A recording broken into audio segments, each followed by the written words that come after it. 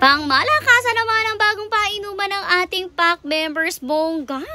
Hello pack members! Welcome back to Husky Pack TV! Ngayong araw, nakakabili na finally si Mother netong mga painuman para sa ating pack members. Ito nga nabili niya, napakaganda kasi stainless siya, tapos yung ilalim niya ay may rubber para hindi siya basta-basta talaga umiingay kapag nababagsak. At isa pa syempre hindi siya dumudulas. At mas may grip talaga, kaya naman kahit inuman to ng inuman ng pack members natin na hindi to basta iibo kapag umiinom Eto sila. nga, isa na niyang hinugasan niyang lahat. At alam niyo ba talagang noon pa man nakaplano na talaga napalta na yung painuman ng pack members natin. Dati kasi tinatali natin yung painuman nila kasi ang nagyayari talaga is nagkakayat sila dahil pag naapakan nila yung painuman nila sa sobrang likot nila ay talagang napupunta sa katawan nila yung basa. Pero ngayon talagang wala na tayong choice dahil kapag nakatali hindi naman siya basa-basa na uhugasan talaga dahil nga nakafix na siya. Kaya naman ito na lang yung naipili ni Mother na ipalit sa kanila ng painuman at ayan, after mahugasan syempre pinunasan naman na yan ng clean cloth. Syempre para matanggal yung mga tubig-tubig dahil hindi naman natin pinainom talaga yung pack members natin. Ang mga tubig galing nga po mismo sa tap. Aba tinatapos nga ni Mother na punasan lahat ng yan, si Kuya Edmar nyo naman tinatanggal na nga niya yung mga lumang painuman ng ating pack members dito sa loob ng mansion. Bali ganito nga itsura ng mga painuman nila, mga cups nga lang yan ganyan at kita nyo medyo madumi pa nga talaga yung iba dahil pinupunasan lang din yan ng tissue kapag nauubusan ng laman para malinis. Di mo kasi talaga siya matatanggal para madala nga po at mahugasan, kaya naman ngayon ito na lang yung ipinali. Nasa labas na rin nga pala mga meals natin ng mga oras na to at ang nangyayari pagpapasok sila sa loob ay talagang diretso inom sila. At malapit na rin nga silang pumasok dahil tapos na rin talagang maglinis si Kuya Edmar nyo dito sa first floor. Tapos binatutuyo na lang rin talaga yung mga rooms nila, kaya naman sina Mother hinandaan na agad yung tubig na inumin nila. Siyempre, gamit na kanilang bagong painuman para hindi naman yan matapon at hindi nila masanggi or maapakan ay sa gilid na nga lang yan inilagay, as in gilid na gilid talaga, hoping na hindi na maapakan at hindi matapon yung tubig. Ang pack member kasi natin, to yung pumapasok sila, alam nyo ba, sanay na talaga sila na dediretso sila sa tubig dahil syempre talagang uhaw na uhaw nga sila dahil nga naglaro-laro sila at nagpakapagod sa labas. Alam nyo naman sila, ubos energy talaga. Tapos yung mga pack members din nga pala natin guys na nagka-share sa loob ng mga rooms ay dalawang painuman rin nila. Kapag kasi isang painuman lang yung nilagay nyo dyan, ako automatic isang doggy lang ang uubos ng tubig na yun. Tapos kapag napasawra pa sila sa tubig, ay nako talagang maglalambot yung pupo. Anyways, ang tubig naman na binibigyan natin sa ating pack members, lagi po yung may Mondex or yung tinatawag natin na powder na dextrose. Para ma-make sure din nga natin na properly hydrated palagi ang ating pack members. Anyways, maya-maya pa, pinapasok na rin nga dito ang ating mga meals at talagang pandalas na sila dyan. Super excited na makainom. Pagpasok na ko, automatic lahat ng mga yan nakatungo kasi busy-busy nga sila sa pag-inom. Heto nga lang isa, tingnan nyo si Rex, natapon pa rin niya ang tubig niya. O, diba nakakaloka talaga yung ganyang painuman.